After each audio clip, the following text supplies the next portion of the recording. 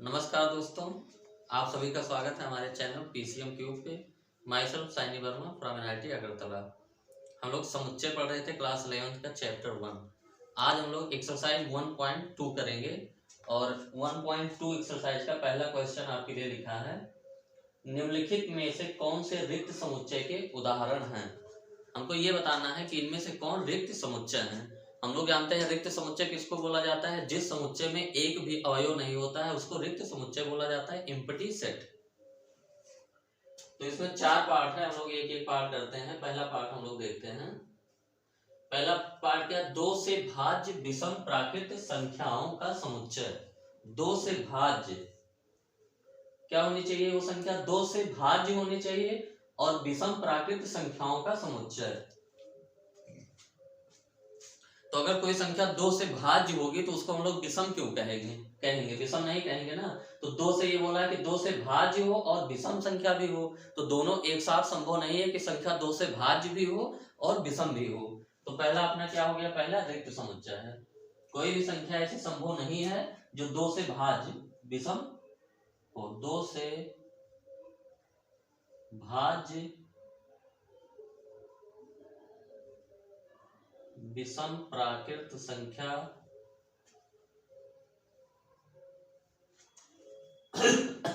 2 से भाज्य विषम प्राकृत संख्या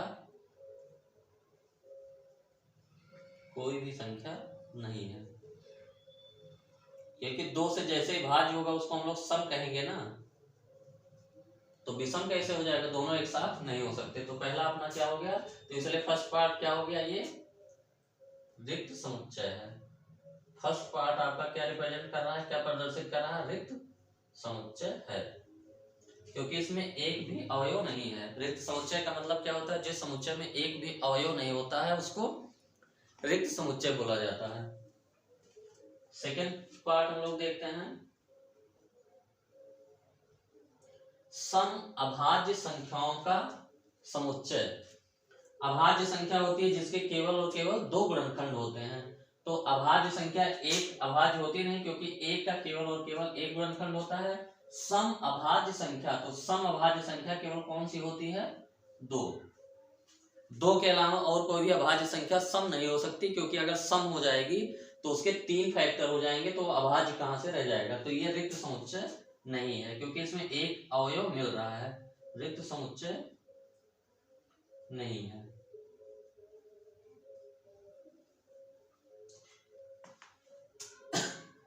क्योंकि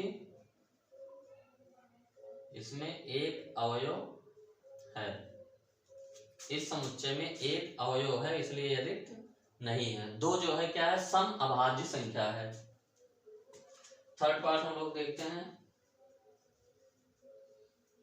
सभी x का समुच्चय x एक प्राकृत संख्या है और x लेस देन 5 और साथ ही x ग्रेटर देन 7। इसको हम लोग लिख लेते हैं, सभी x और x क्या है, एक प्राकृत संख्या। इसको ऐसे भी लिख सकते हैं कि x belong to natural number और क्या है, x लेस देन 5, x 5 से छोटा होना चाहिए और साथ ही x ग्रेटर देन 7।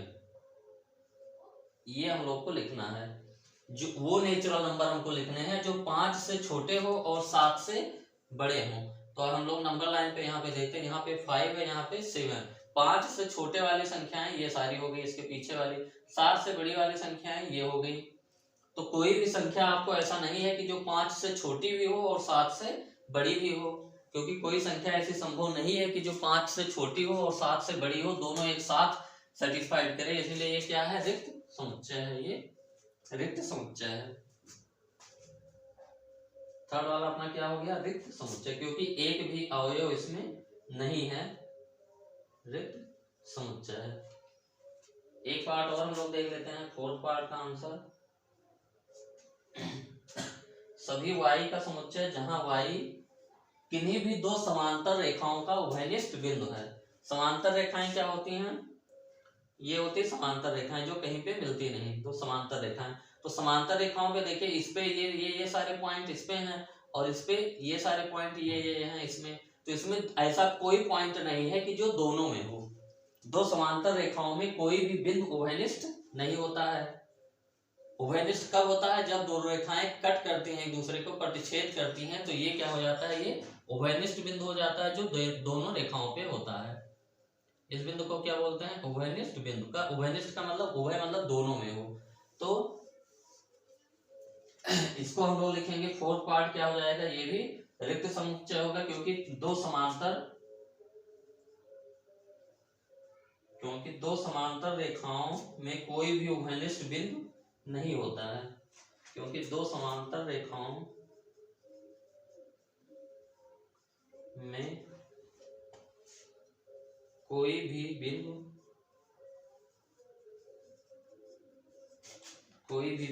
उभयनिष्ठ नहीं होता है, नहीं होता है। अतः फोर्थ पार्ट क्या हो गया?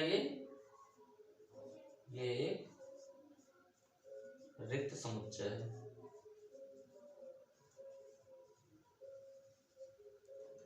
ये आपका फर्स्ट क्वेश्चन कंप्लीट हो गया। इसके बाद हम लोग सेकंड करेंगे।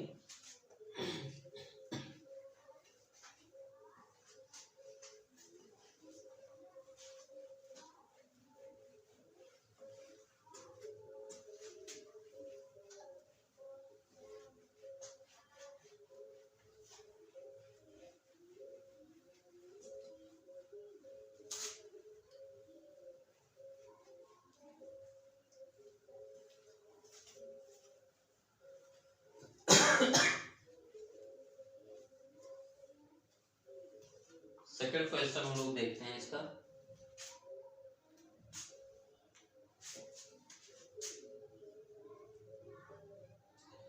निम्नलिखित समुच्चयों में से कौन परिमित है और कौन अपरिमित है?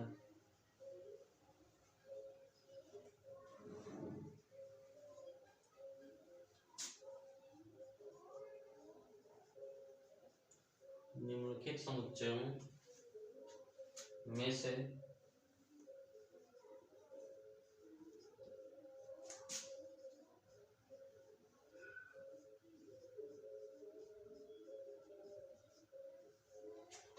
कौन परिमित है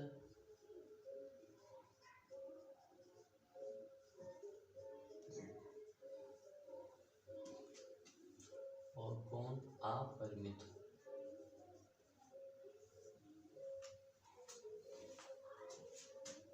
इसका पहला पार्ट है वर्ष के महीनों का समुच्चय।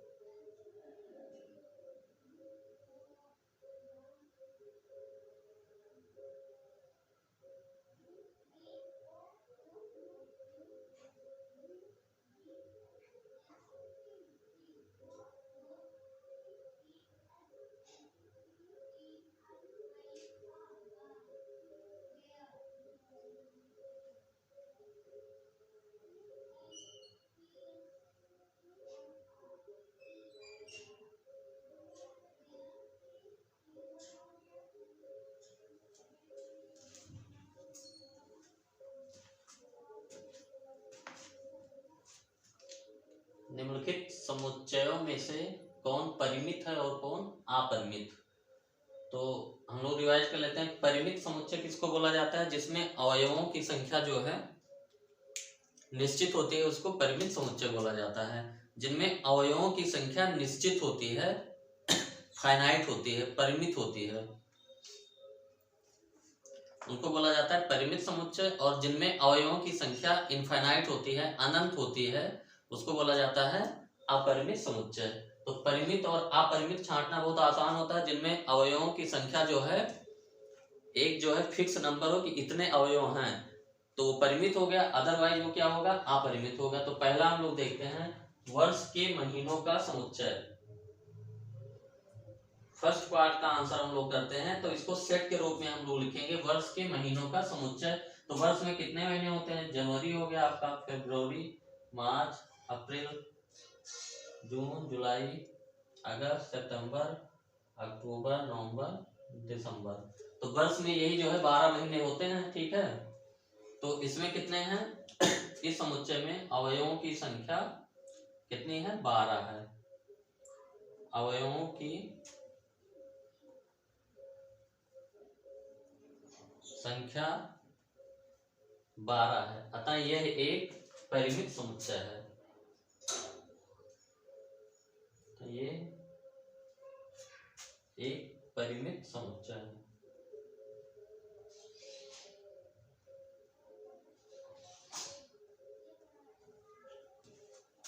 सेकेंड पार्ट का आंसर हम लोग देखते हैं 1 2 3 1 2 3, ये 3 डॉट लगा के इसको छोड़ दिया है, इसका मतलब ये 1 2 3 इनफाइनाइट तक गया है। ये क्या है, नेचुरल नंबर्स लिखे हैं। तो इसमें अवयवों की संख्या क्या है, अनंत है। इसमें अवयवों की संख्या अनंत है। अनंत है या अपरिमित है या असीमित है, अपरिमित, अनंत, असीमित, बात एक ही होती है। तो इसमें अवयवों की संख्या अपरिमित है, अतः ये अपरिमित समुच्चय है। अतः यह अपरिमित समुच्चय है।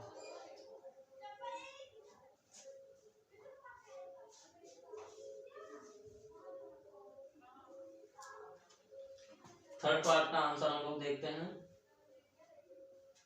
1 2 3 99 to 100। 1 2 3 99 100। तो इसमें कितने एलिमेंट्स हैं, 1 2 3, 1 2 3 से लेके 100 तक। इसमें अवयवों की संख्या कितनी है, 100 है। अवयवों की संख्या 100, ब्रैकेट में सीमित, परिमित, सीमित या परिमित है, अतः ये परिमित समुच्चय है।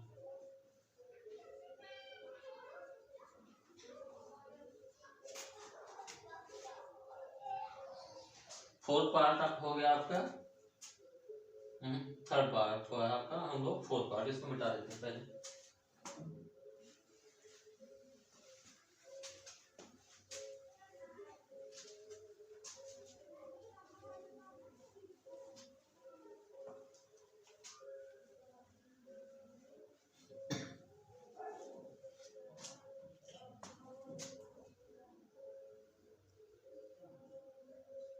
फोर्थ पार्ट हम लोग देखते हैं कि ये परिमित है कि अपरिमित। 100 से बड़े धन पूर्णांकों का समुच्चय। तो 100 से बड़े धन पूर्णांक क्या होंगे, 101, 102, 103, 104, ये कहां तक जाएगा, इनफाइनाइट तक जाएगा। 100 इसका कोई एंड नहीं है, ये कहीं पे खत्म होने वाला नहीं। आप लिखते चले जाओ, जिंदगी बीत जाएगी लेकिन ये कभी खत्म नहीं होगा। तो इसको 3 डॉट लगा के हम लोग ऐसे ब्रैकेट में बंद कर लेते हैं। तो इसमें अवयवों की संख्या जो है क्या है, अपरिमित है। अवयवों की संख्या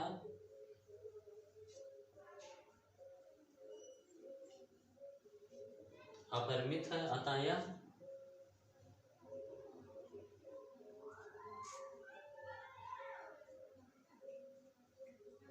अपरिमित समुच्चय है।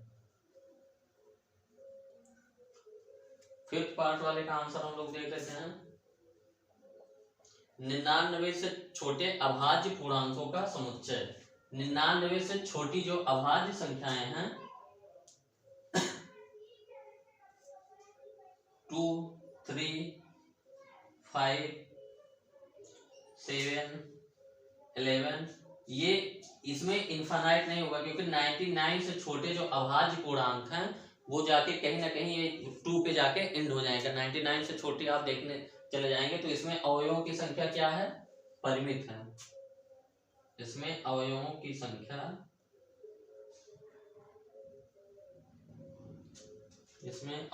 की संख्या परिमित है।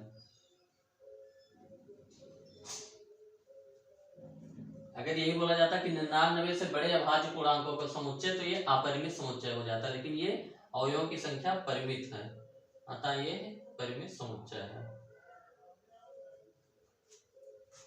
ये परिमित समुच्चय है। सेकंड क्वेश्चन आपका हो गया। हम लोग अब थर्ड क्वेश्चन देखते हैं।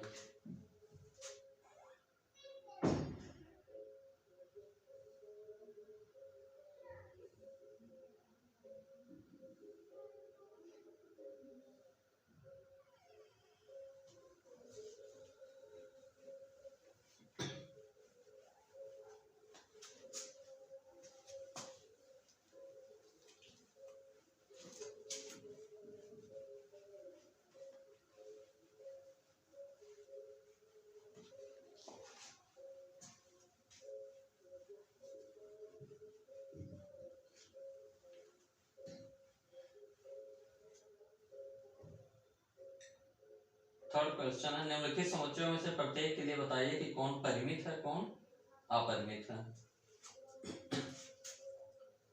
थर्ड क्वेश्चन में आपको बनाना है कि परिमित और अपरिमित, कौन परिमित है कौन अपरिमित है। पहला समुच्चय आपका दिया एक्स अक्ष के समांतर रेखाओं का समुच्चय। एक्स अक्ष के समांतर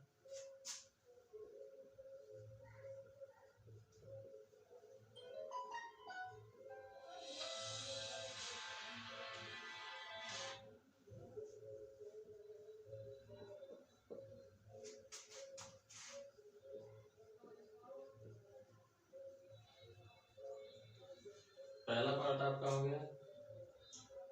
दूसरा पार्ट है अंग्रेजी वर्णमाला के अक्षरों का समुच्चय।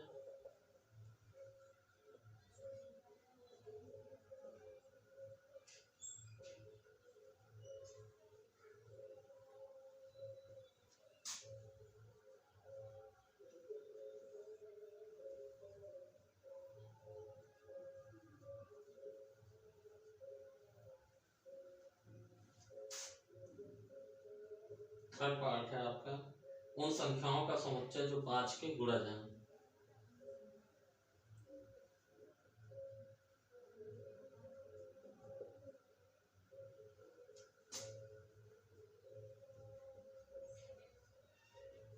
उन संख्याओं का समुच्चय जो 5 का गुणज है। फोर्थ पार्ट है पृथ्वी पर रहने वाले जानवरों का समुच्चय।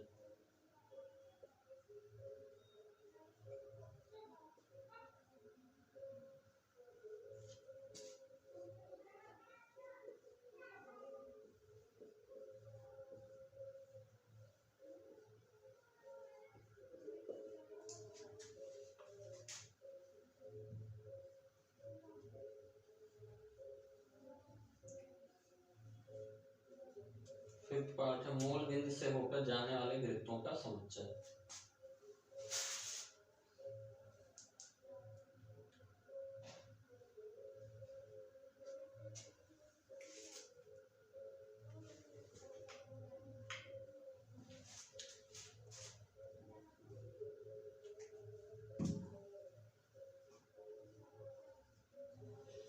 मूल बिंदु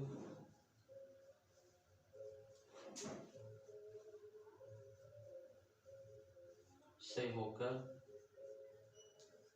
जाने वाले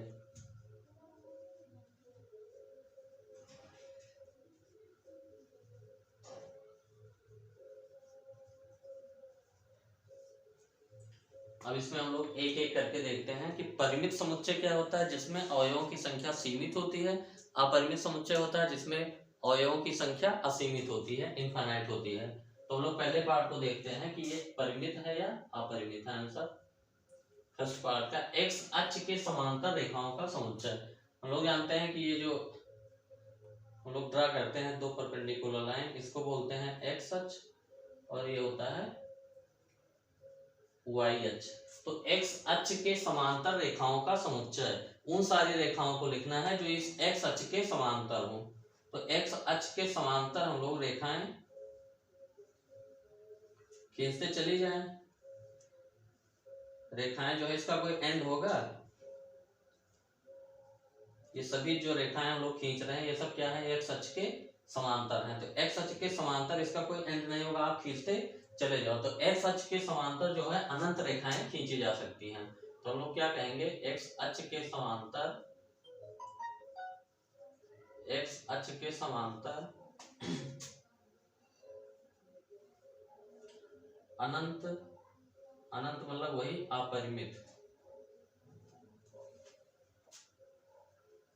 अपरिमित रेखाएं खींची जा सकती हैं।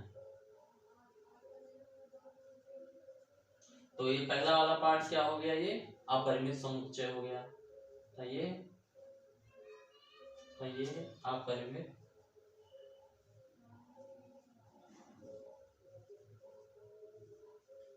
समुच्चय हो, क्योंकि एक्स अक्ष एक रेखा ही होती है और किसी भी रेखा के समांतर हम लोग अनंत रेखाएं खींच सकते हैं। किसी भी रेखा के समांतर अनंत रेखाएं खींची जा सकती हैं। तो पहला वाला आपका हो गया अपरिमित समुच्चय, क्योंकि उन सब रेखाओं को आप रखेंगे तो उनकी संख्या क्या है, इनफाइनाइट है, अनंत है, असीमित है। पहला पार्ट हो गया। सेकेंड पार्ट, अंग्रेजी वर्णमाला के अक्षरों का समुच्चय। तो अंग्रेजी जो है वर्णमाला में कितने अक्षर होते हैं, ए से जेड तक होते हैं, तो सबको पता है।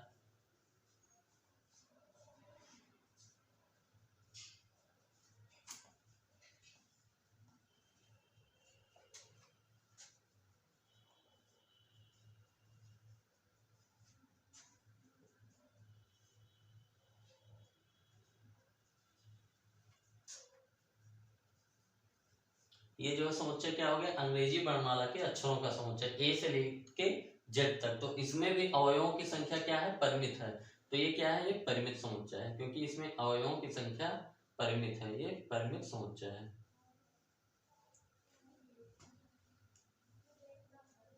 सेकंड पार्ट का आंसर हो गया। थर्ड पार्ट का आंसर हम लोग देखते हैं। उन संख्याओं का समुच्चय जो 5 का गुणज है। 5 का गुणज कौन कौन सी संख्याएं होंगी, एक तो हो गया 5 का गुणज 5, फिर 10, फिर 15, फिर 20, फिर 25, फिर 30, ये सब क्या है, 5 के गुणज हैं। फिर 40, तो ये कभी एंड होने वाला है, नहीं एंड होने वाला है। 45, 5 5 आप जोड़ते जाओ, ये सब क्या है, 5 के गुणज हैं। तो इनकी संख्या कितनी होगी, अपरिमित होंगी। तो ये कौन सा समुच्चय है, अपरिमित समुच्चय, क्योंकि ये कभी एंड होने वाला नहीं है कि आप वहां पे पहुंच के आप बोलेंगे कि इसके बाद जो है 5 के गुणज नहीं होंगे, उसमें 5 और जोड़ देंगे तो 5 का गुणज हो जाएगा, अपरिमित समुच्चय है। अवयवों की संख्या क्या है, इनफाइनाइट। हम लोग कैसे लिखते हैं, 3 डाट लगा के फिर ब्रैकेट बंद कर देते हैं। चौथे पार्ट का आंसर हम लोग देखते हैं। आंसर फोर्थ पार्ट, पृथ्वी पे रहने वाले जानवरों का समुच्चय। तो पृथ्वी पे जितने भी जानवर होंगे उनकी संख्या तो सीमित होगी ना, किसी नंबर से तो दिखाई जा सकती है, या होगा बहुत बड़ा होगा तो मान लेते हैं 10 की पावर समथिंग में दिखाएंगे, जैसे 10 की पावर 5 या 10 की पावर 10, लेकिन वो परिमित होगा ना। ऐसा तो है नहीं कि अपरिमित रूप से जो है जानवर रहते हैं। तो ये कौन सा समुच्चय है, परिमित समुच्चय हो गया।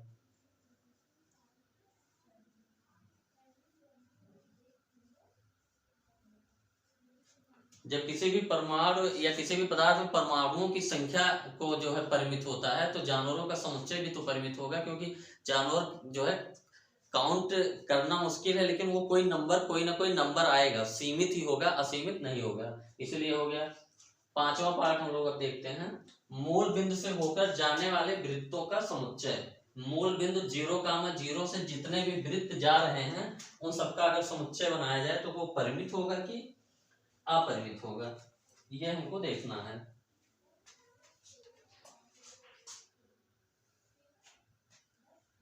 ये एक्स अक्ष हो गया, ये आपका वाई अक्ष हो गया, ये मूल बिंदु है ये। अब इस बिंदु से होकर कितने वृत्त जा सकते हैं, तो हम लोग जानते हैं, इससे आप वृत्त खींचने का प्रयास करिए।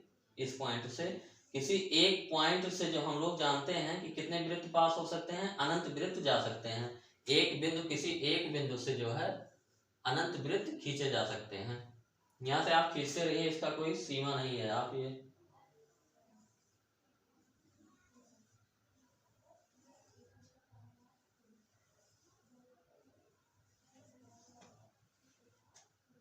तो ये सारे जो है मूल बिंदु यहां से होके जा रहे हैं। तो मूल बिंदु से होकर जाने वाले वृत्तों का समुच्चय किसी एक बिंदु यानी मूल बिंदु से जो है हम लोग कहेंगे कि कितने वृत्त खींचे जा सकते हैं, अनंत वृत्त खींचे जा सकते हैं।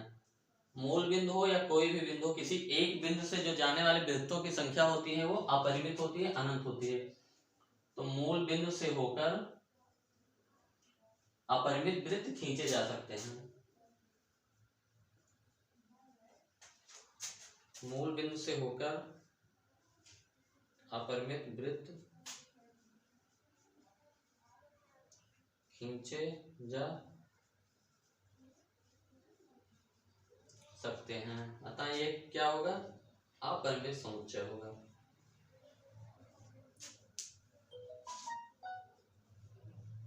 यह अपरिमित समुच्चय होगा। क्वेश्चन नंबर 3 आपका कंप्लीट हो गया।